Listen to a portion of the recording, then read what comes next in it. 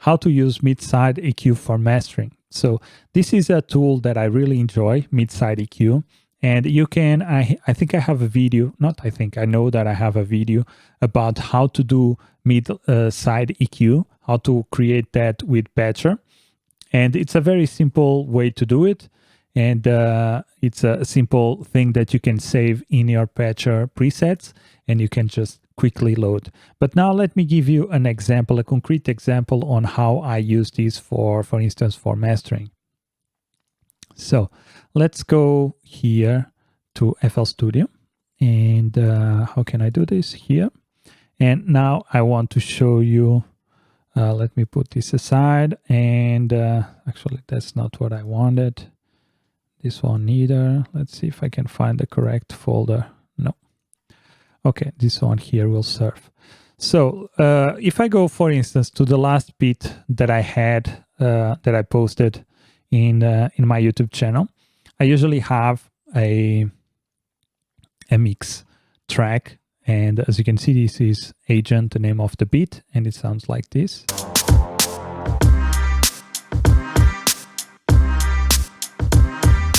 Okay, a cool plugin, and the mix, I think it's okay. It's not the best mix in the world, but it's not the worst also. So let's go ahead now and load Patcher here. And let's do Patcher, and let's do mid-side EQ. So I have a preset already that I use, and it gives me automatically a mid-side EQ here. Really, really simple. Oh, another thing that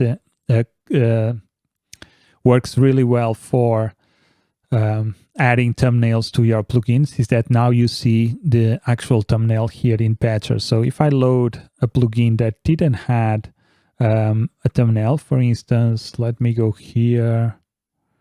What can I do? For instance, Isotope. Let's do the vinyl stuff.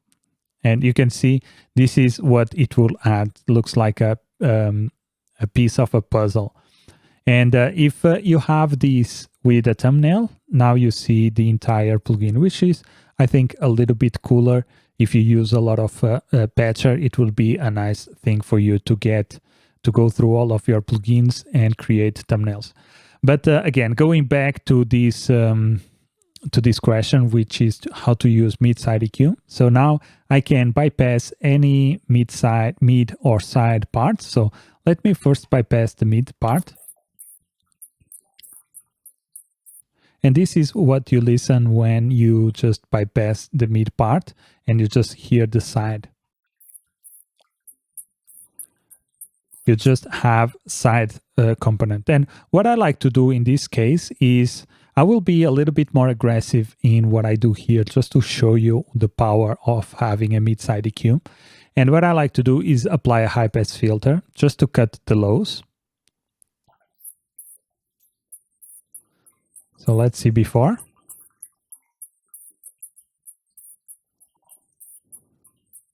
Just cutting the lows here means that I'm freeing space for the bass to be mono, only mono. And I'm just removing all the low information from the stereo field. And I'm just leaving it as mono, or as a mid side. And that's important because a lot of sound systems in bars, discos, and concerts, and all these venues usually have very low end, and the better your low end, or the mono it is, the better. And that's why I try to keep my low end very mono. And one thing that I can do also is apply a top shelf, and for instance increase here. Let's listen. If I want to make it really, really intense, I could go something like this. So let's see now the before and after.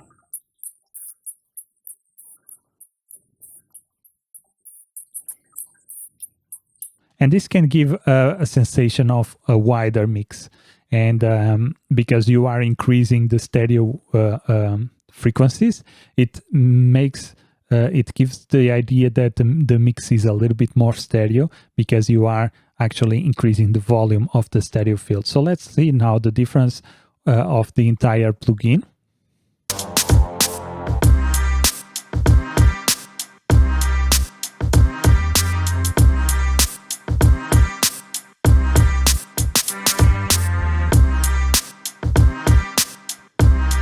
And one thing that you can notice is a very subtle thing, but if you focus on the frequencies, what you will see is that the sound kind of transforms itself. It's like the bass is now centered, really mono, and now we have a little bit more spreading in the high frequencies, and the stereo field, it sounds a little bit more stereo. It actually changes the way we perceive the track. It makes it a little bit different. So it's kind of, sometimes it's hard to see if what you are doing is actually helping or not the track. You have to go by experience, and you have to listen to it, maybe compare with other tracks. But what happens is that because we are bringing a lot of stereo and removing the low end in the stereo field, it's shaping the way the sound is perceived. So it's kind of a different, how can I say, it's a different sound. But I think I do this in every single master that I do, because I want to usually I want to make my tracks or my low end mono, and sometimes I want to boost some of the high frequencies in the side to give it a different sonority, if that's the best word, I don't know.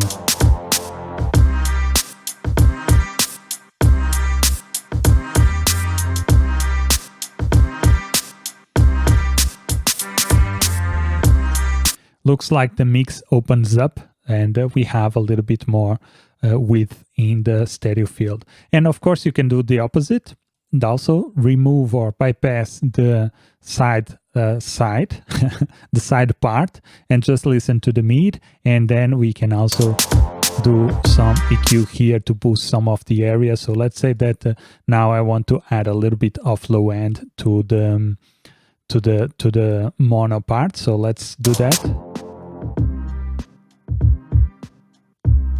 I like here, so let's add a little bit here, and let's say that I want to also add, I like this part here, let's add a little bit here, and let's see here in the tops, I also like there, so let's add a boost, let's boost a little bit there, and let's see now the before and after.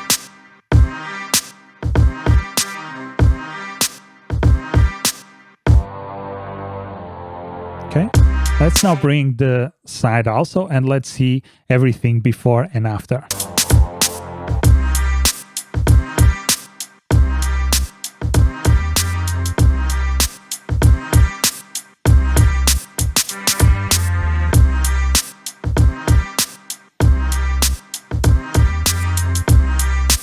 As you can see, this was a little bit extreme for me to show, especially on the side part, just to show you what I like to do. But this is basically what I like to do. I do on the side, I do a high pass filter just to cut the low end and to make my low frequencies mono as possible. Then I even apply here some frequencies that I like. I listen to them in solo, and then I boost them or I cut them if I don't like them. If I like them, I boost them, and I can also apply here a top shelf. And then I do the opposite. I bypass the side part and I just listen to the mid part, and I do this type of checking of the frequencies. What frequency do I like? And if I like the frequencies, I boost them. If I don't like, I try to cut them to try to give different EQ to the track.